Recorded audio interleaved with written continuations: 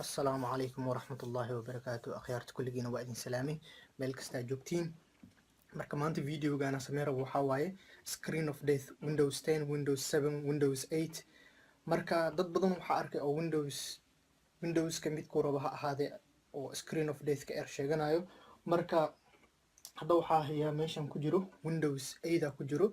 oo screen of death screen of death leh marka hadda videogan waxaan ku fiirineynaa waxyaalaha keeno. hadda waxaan rabaa inaan idin sheego waxyaalaha keeno iyo sida looga hortagi lahaa iyo haddii yacni uu ku helana sidii uga bixi lahayd. marka koowaad waxaan fiirineynaa waxa keeno. kow waxa keeno meesha oo systemka ku jiro oo spacekiisa oo yar keeno. marka haddii aa haysatid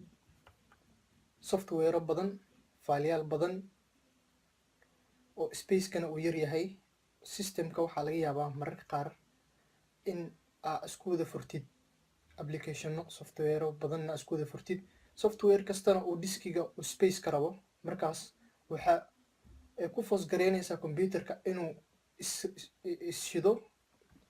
markuu soo kacana aa aragtid screen of death-ka.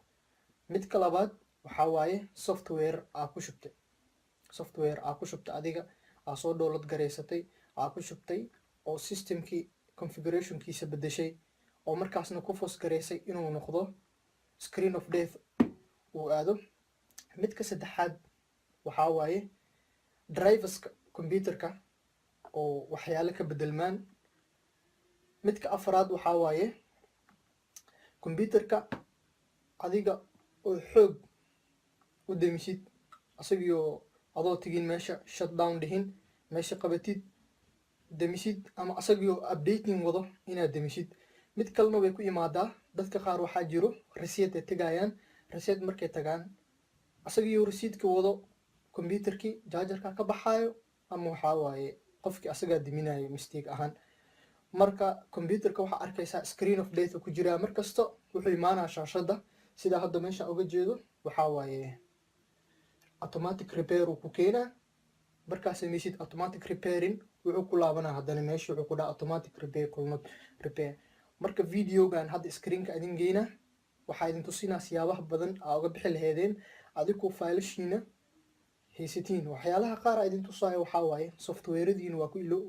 waa iloobaysiin waa weynaysiin softwarediina iyo settingskii isbedelay. marka screenka aadeyna hadhowtine waa idinku soo laabanaa. sida ujeediin screen of death ka idin sheegaya waa kana midkuu rabo ha ahaado laakiin isku siyaa loo bixiyaa way kala duwanaan karaan. midka hadda arkaysi mid ka duwan inuu yahay laga yaabaa. marka hadda intuu ku keenaa mid kasto laazim waa inta inuu ku keeno automatic preparing automatic dhaha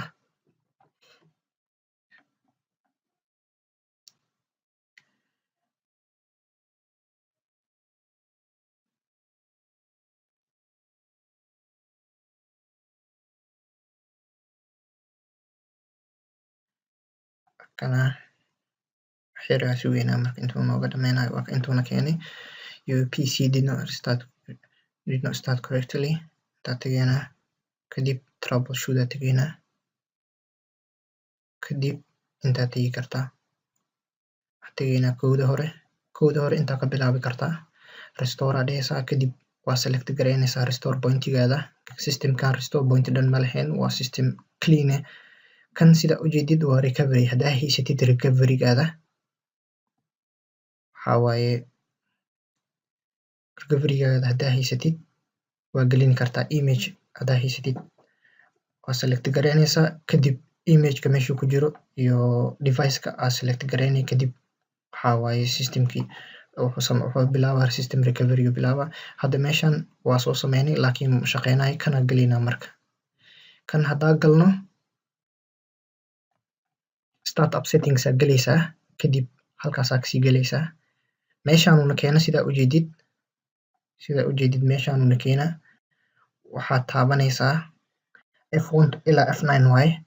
aniga marka waxaa taaban lahaa waxaa taaban lahaa safe mode 4 taabo F4 ka xumahay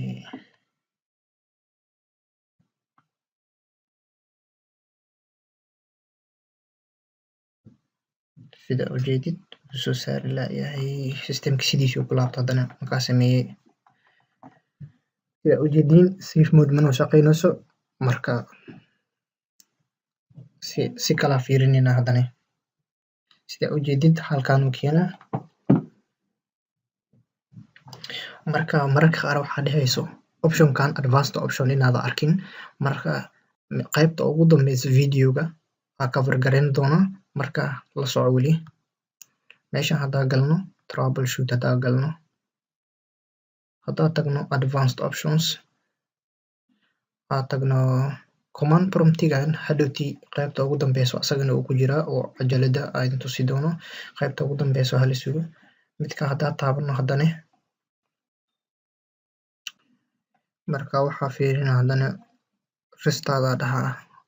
ku laabana haddana inuu shaqeeyo marka laga yaaba markasta waxaa laga rabaa 2 jeer at least inaad ku laabatid marka F10 taabana furmo options F10 haddaa taabto option badan inuu isiyaa laga yaaba F10 haddaa taabto waa kana F10 ki marka F4 hadda taabana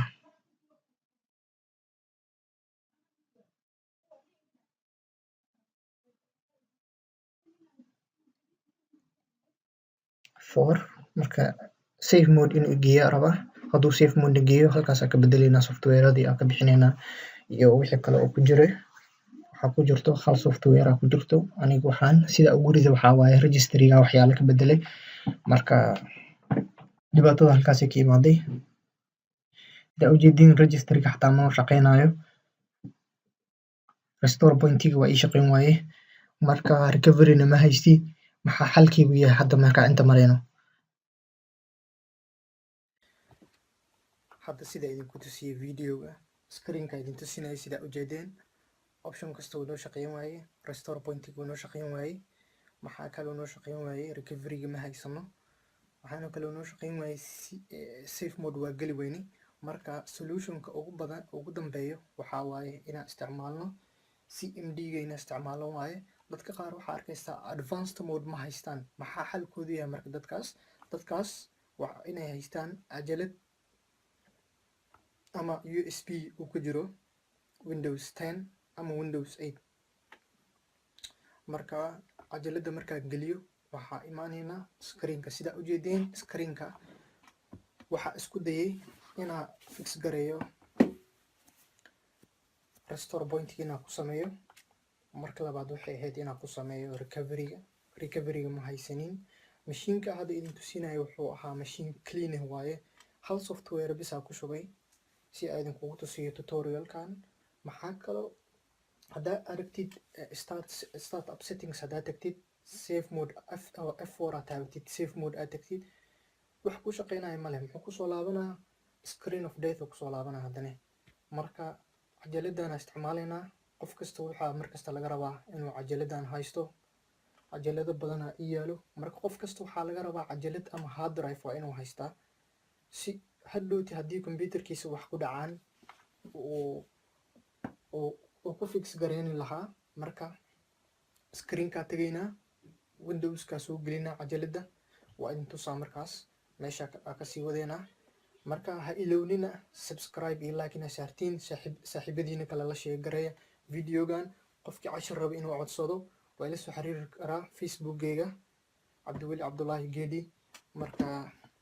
screenka markaa tago idinku insha allah is arkayna sida ujeedin DVD-ga waa soo geliyey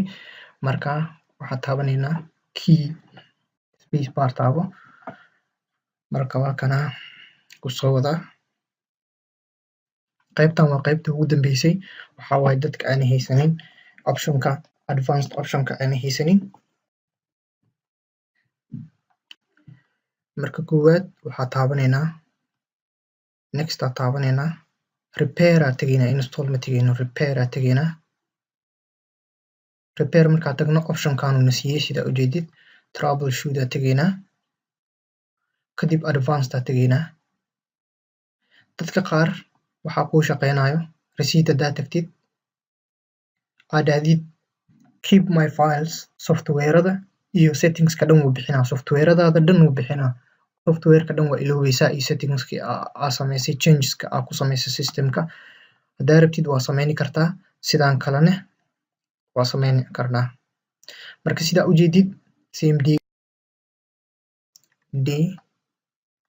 iyo column waa kana waa imaanay kadib waxaa dhehnaa cd windows slash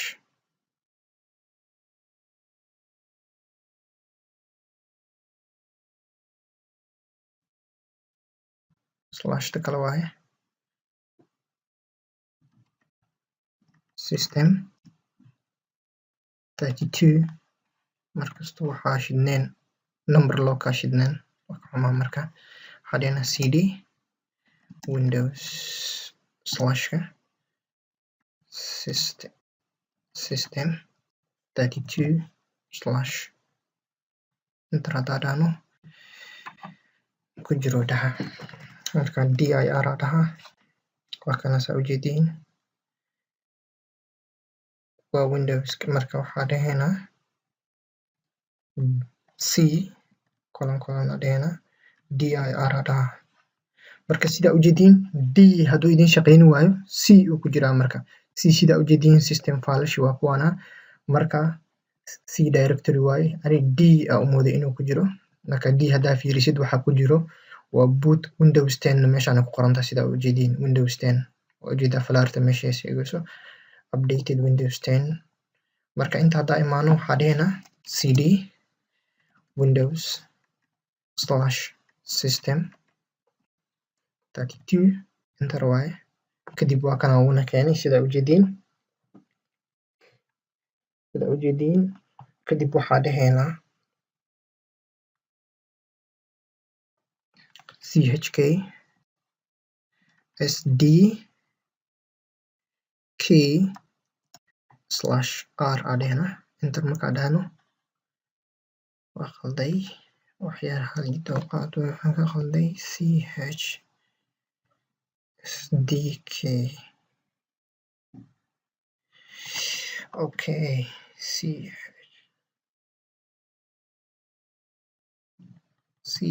chkdsk slash run this version of Windows is not compatible with the version you are running check your computer system information sidaan hadduu ku dhaho ku fiiri kowda hore ku fiiri commandkan hadduu kadib markuu dhameeyo restart garey computerkaada hadduu shaqeyni waayo haddana sidaanaa dhahaynaa c sfc kadib waxaa dhahaynaa slash scan now isku dhegin ujeedaa sidaa wuxuu dhahoyaa is not compatible marka halkeena ugu dambeeyo waxaa waaye sidaana marka dhahaynaa sida ii jeediin waxaa dhahaynaa cd config aa dhahaynaa markaan sidaa ujeediin config aa joognaa dir haddaa dhaho waa ujeediin waxaa ku jiro faalisha u baahneen dhan waa kuwana default waxaa u baahanahay regback aa u baahanahay system security marka waxaa dhahayaa cd regback oo isku dhegan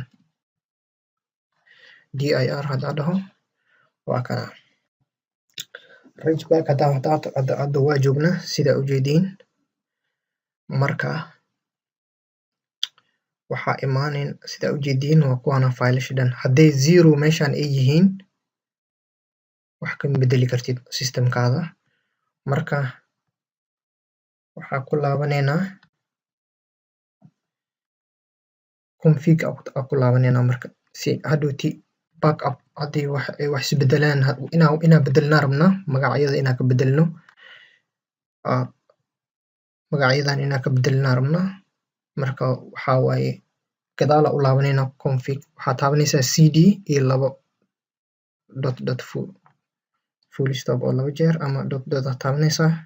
enter aad dhehaysaa gadaal uu ku celiyo sida ujeedid dir haddaad dhahdid waa kuwaana inta ku keenaa inta markuu ku keeno faylasha bedelayno waxaa waaye defaultka SAM security software iyo system aa bedelaynaa marka waxaa dhahaynaa rin kadib waxaa dhahaynaa defaultka kadib waxaa dhahaysaa default.back enter aad dhahaysaa haddana soo qabo kulli waa bedeluna haddana inta imo haddana rin dheh waxaa bedelaynaa security kadib security aad dhahaysaa dot back enter aad dhahaysaa haddana rin aad dhahaysaa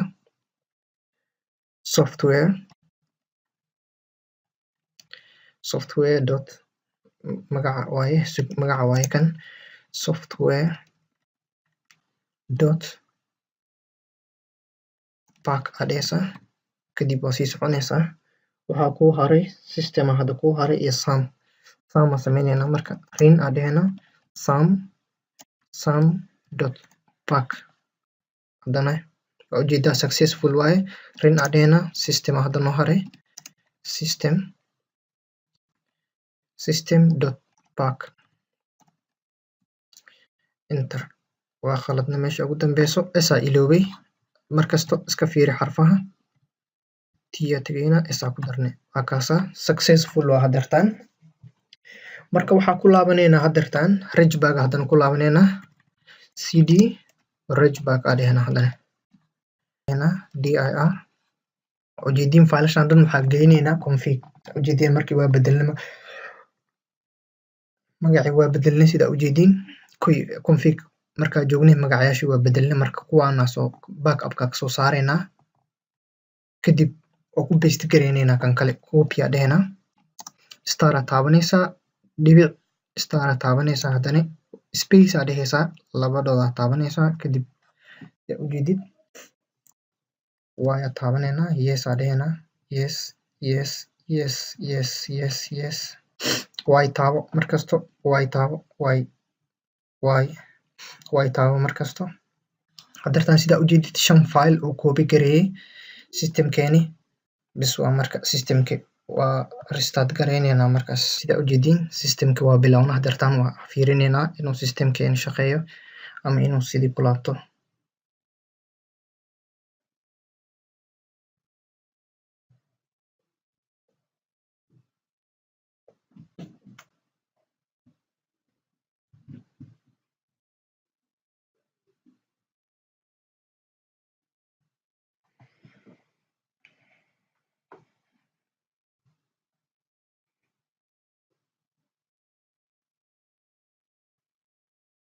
sida ujeediin getting device ready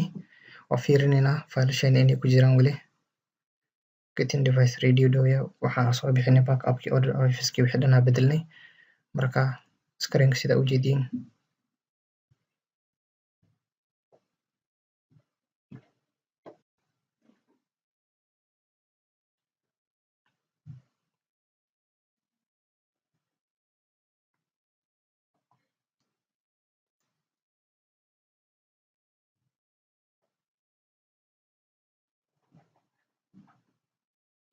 videoga inaa jaro marbi waxaa rabaa dadka inay arkaan markii soo bilownay ilaa iyo hadeertaan ujeediin inuu systemkii fiican yahay waa filaynaa inuu fiicnaado sida ujeediin high dhowya we are setting things up for you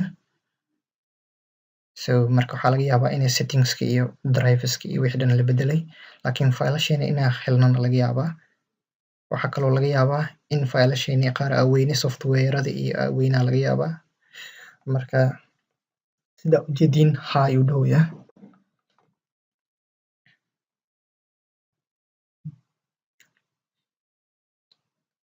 installing apps for you